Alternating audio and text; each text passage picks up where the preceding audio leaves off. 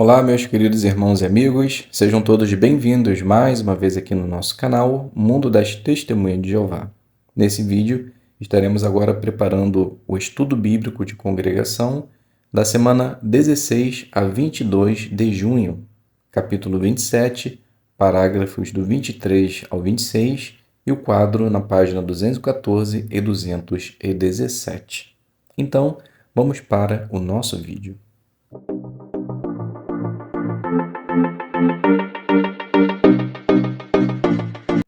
Então sejam todos bem-vindos mais uma vez aqui no nosso canal. É um prazer imenso ter vocês aqui toda semana para juntos prepararmos as nossas reuniões.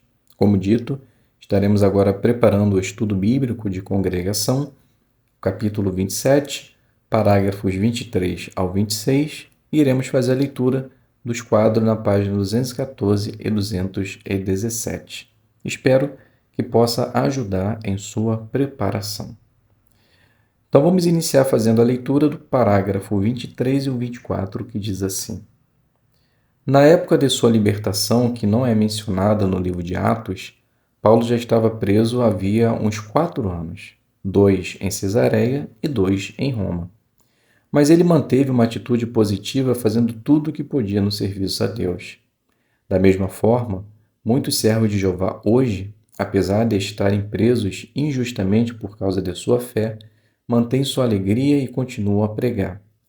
Veja o exemplo de Adolfo, que foi preso na Espanha por causa de sua neutralidade cristã. Estamos impressionados com você, disse certo oficial. Temos feito de tudo para atormentar a sua vida. Mas, quanto mais duros somos, mais você sorri e fala palavras bondosas. Com o tempo, passaram a ter tanta confiança em Adolfo que a porta de sua cela ficava aberta. Soldados iam até a cela dele para fazer perguntas sobre a Bíblia. Um deles até entrava na cela de Adolfo para ler a Bíblia, enquanto Adolfo ficava de guarda. Dessa forma, era o prisioneiro quem vigiava o guarda. Que os excelentes exemplos de fiéis testemunha de Jeová como essa nos motivem a ter ainda mais coragem para falar destemidamente a palavra de Deus, mesmo sob circunstâncias difíceis. Então a pergunta do 23 e 24, iguais a Paulo, como muitos cristãos da atualidade mostram uma atitude positiva apesar de terem sido presos injustamente. Então, muitos cristãos que são presos injustamente por causa de sua fé mantêm sua alegria e continuam a pregar. Adolfo, por exemplo, se mostrava tão confiável que sua cela ficava aberta e alguns guardas iam até sua cela para fazer perguntas e ler a Bíblia. Isso mostra que, mesmo em situações extremas, podemos ser positivos. Leitura do 25 e 26. Um apóstolo de Cristo em prisão domiciliar, pregando o reino de Deus a todos que o visitavam. Essa é, sem dúvida, uma animadora conclusão da empolgante narrativa do livro de Atos. No primeiro capítulo, lemos a comissão que Jesus deu a seus seguidores quando disse: Quando o Espírito Santo vier sobre vocês, receberão poder e serão minhas testemunhas em Jerusalém, em toda a Judéia e Samaria e até a parte mais distante da terra. Menos de 30 anos depois, a mensagem do reino estava sendo pregada em toda a criação debaixo do céu. Que testemunho do poder do Espírito de Deus! Hoje, o mesmo Espírito tem dado poder aos remanescentes dos irmãos de Cristo, junto com seus companheiros das outras ovelhas, para continuarem a dar testemunho cabal sobre o reino de Deus em mais de 240 países. Você está participando plenamente nessa obra? Pergunta do 25 e 26. Em pouco menos de 30 anos, o apóstolo Paulo viu o cumprimento de que maravilhosa profecia e como isso se compara aos nossos dias? Então, foi a profecia de que o Espírito Santo iria cair sobre eles e que a palavra de Deus seria pregada em toda a terra habitada. Exatamente assim como se deu, e o mesmo acontece nos dias de hoje. Vamos agora fazer a leitura do quadro, da página 214 e 217. Então, 214 tem o seguinte tema: a vida de Paulo depois de 61 era comum. Provavelmente por volta de 61 era comum, Paulo compareceu perante o imperador Nero, que pelo visto o declarou inocente.